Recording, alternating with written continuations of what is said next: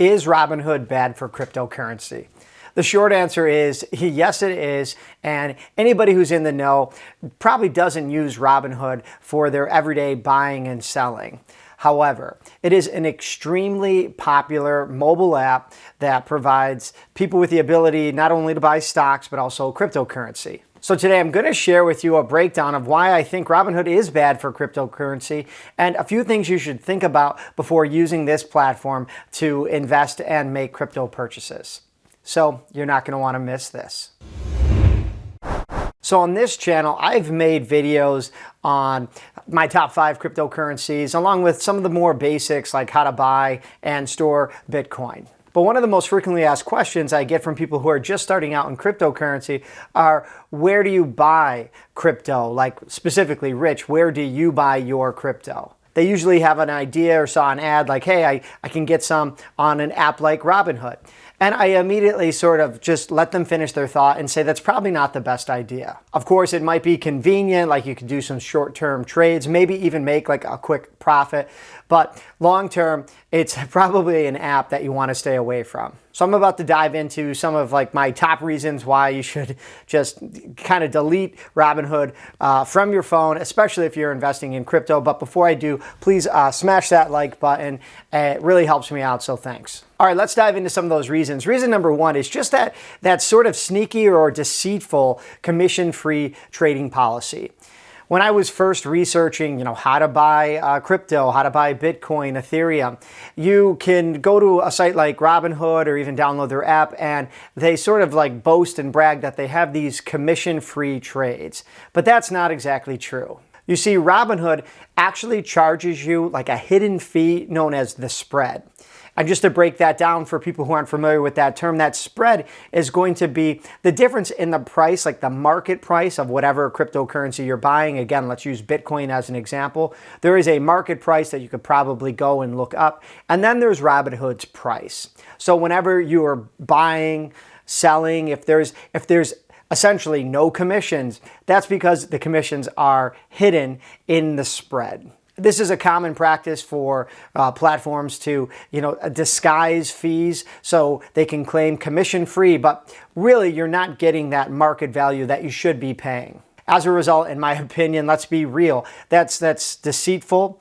People are going to go and say, oh, I love Robinhood, commission-free buying, and that's just not the case. Reason number 2 to avoid Robinhood for cryptocurrency is just going to essentially be the fact that they have a very limited crypto offering. The availability of what you can buy is essentially like maybe the top 5, 6, 7 that you've heard of. And for years now, they really haven't expanded their offering. So yeah, some of the big names like, Bitcoin, Ethereum, even Doge and Shibu, you can get on Robinhood, sort of, and I'll get into that in a minute. But they haven't offered any of the other types of altcoins or maybe some of the other ones that you want to look into. So let's be honest, ever since adding crypto, that functionality and that expansion has been essentially next to nothing. So when you compare them to, let's say, like competitors like Coinbase or Gemini, who are constantly like bringing on new coins and providing new education, Robinhood is essentially one that isn't providing that sort of value or background information to educate its users. And so if you sign on to the app and you're expecting this wide selection of crypto availability, it's just not there. And number 3 is going to be limited withdrawal options. If you go and you purchase some cryptocurrency using Robinhood, the only way to sell it or trade it is to convert it back into US dollars. And this can be a serious problem for long-term and crypto investors who are a little bit better educated. You see, somebody like myself, I prefer to keep my crypto in a cold storage hardware wallet like this Ledger Nano X. And I'll leave a link down below into the description for that type of storage. But essentially, if I'm buying cryptocurrency and I want to hold the keys, I can take it off of an exchange like Coinbase or Gemini and transfer it to my hardware wallet. But with Robinhood, I can't do that. That functionality, that wallet within the app, none of that exists. Therefore, if you ever wanted to, sell, or you wanted to trade, or you just wanted to sort of keep it off of Robinhood, you can't do that. That functionality isn't there at all. Now, I know not many people, when you're doing sort of these short-term buys, just trying to make a quick profit, are thinking of tax consequences. But new legislation has just passed. If you are buying crypto and then selling it short term, there are going to be some tax consequences that are 100% unavoidable when you're using a mobile app like Robinhood. Now, I've listed like some problems I have with the app and the company Robinhood, basically surface level complaints. But let's dive into this a little bit more. Representatives from Robinhood have stated, I'll flash it on the screen right now. Robinhood representatives have stated that they're working feverishly to develop like an in-app wallet where you could, essentially securely hold your tokens or coins. And along those same lines, come up with a functionality where you could transfer them off of Robinhood to your own, cold storage, like I mentioned before.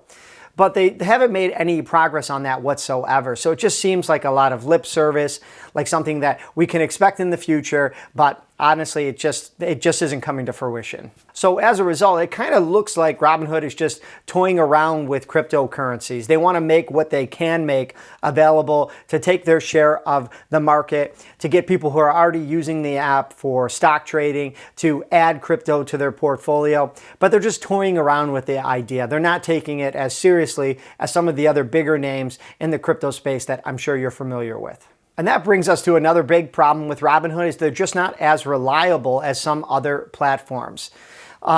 Let's be real. Any online platform or app is going to need updates. They're going to have, maintenance or technical problems, maybe even the occasional hacking or attacking.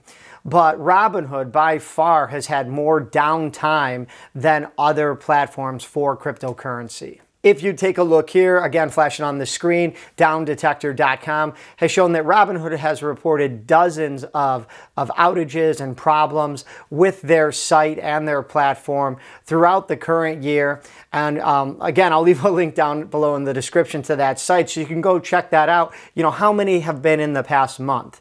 As of this recording, there have been a handful. And that's not very reassuring to people who are looking to buy and sell in order to invest and make a profit. Now, that's not to say that other platforms don't have their problems as well.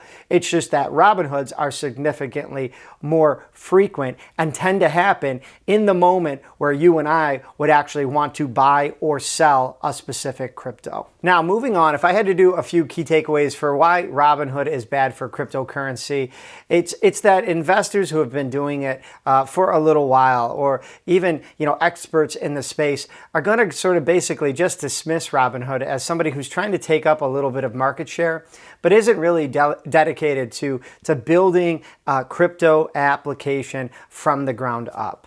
For example, you don't really own crypto when you buy it with Robinhood. They're essentially just holding it for you, like almost in the form of an IOU. And then when you want to sell it, you can't sell it or trade it. You have to basically cash out in USD, United States dollars. That can have some tax consequences, and it may not be the route you were looking to take. That can also mess with the market. I'm going to leave, again, a link down below in the description to a blog post that I wrote that kind of goes into a lot more detail about why I think you should avoid them. So be sure to check that out.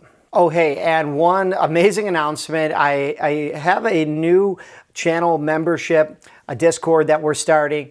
And I know people have been asking about that. We have our free Facebook group, and we have close to 1,000 people there. But if you are interested, please take a look down below in the description for a link and some more details.